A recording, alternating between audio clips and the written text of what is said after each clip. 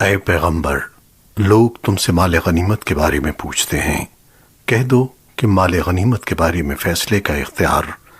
اللہ اور رسول کو حاصل ہے، لہذا تم اللہ سے ڈرو اور آپس کے تعلقات درست کر لو